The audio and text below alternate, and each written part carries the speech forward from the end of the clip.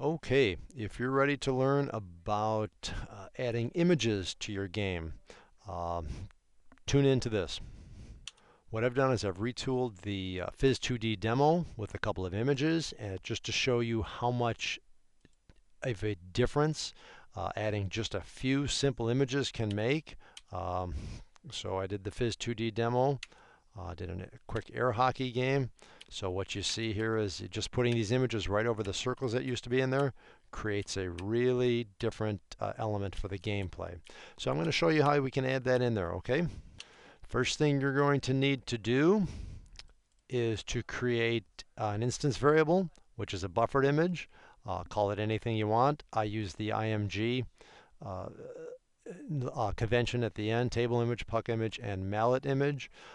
If you need to import buffered image, just let Eclipse import it. So you need those instance variables, and here's the code to initialize them. You can use that code to initialize them. I recommend PNGs if you're doing any transparency, and you can actually use Pixlr to create some transparent backgrounds. Let me show you that really quickly. I searched Google Images for air hockey puck. Here's one here, a nice big one. Right click there. I'm going to go to copy image address. I know that didn't show up, but I'm going to right click on there and go to copy image address. This is pixlr.com. Go to open Pixlr editor.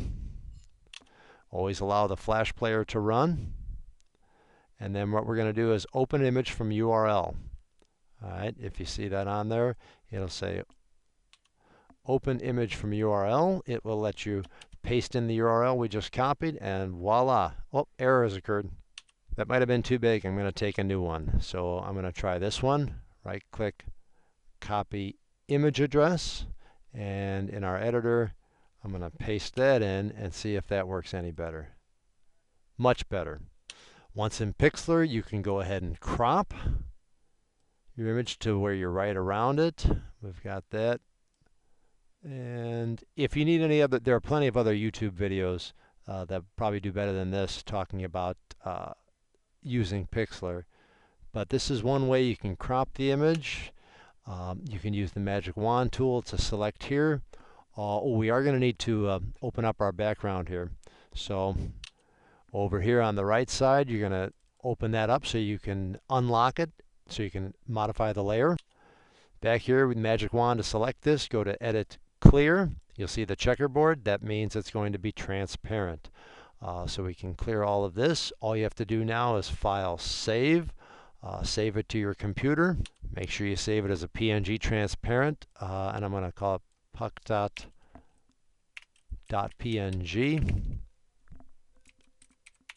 or just puck.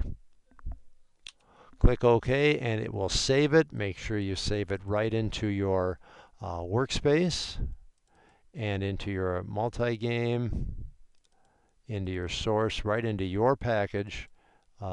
Save it there. I'm going to replace the old one. Yes, I will. And then I'm going to go ahead and check it in the back in Eclipse. Refresh our project. That should be the new one. Yes, it is. And we can run it and see how it's different. And voila, it's different. Look at that. We have the different images. So you can put images in there. They're real easy to make transparent, and creates a real new exciting aspect of your game. So what's the code now? After you've got the images loaded in there, how do we draw them? That's what you want to know. All right, so we have all these different bodies that are on here. What you do is when you go to game render, okay, in order to draw an image, you just do g.drawImage, and then the fun part is to find out where it needs to be drawn.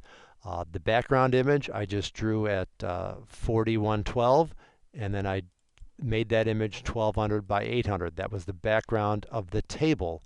Let me show you what it would look like if I did. Okay, I'm going to launch air hockey, and you can see this is what it looks like when you don't draw it. And then this is, of course, the playing state that draws the image in.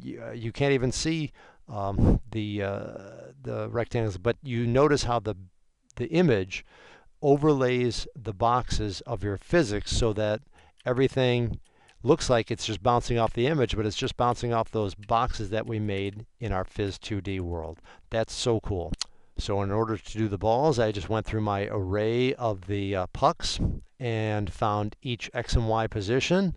And then I actually rotated the pucks as I was drawing them. This minus 25 is of course to get the upper left-hand corner when you're drawing an image, whereas the X here, which is got by the get position get X, that's of course coming and giving you the center of that circle. We do minus 25 to get the upper left-hand corner. So that should work out pretty well. Here's some fun stuff I did to get the image of the paddle. So since I was in the game, I didn't have access to the body of the paddle, so I wrote a quick get body method in the player class.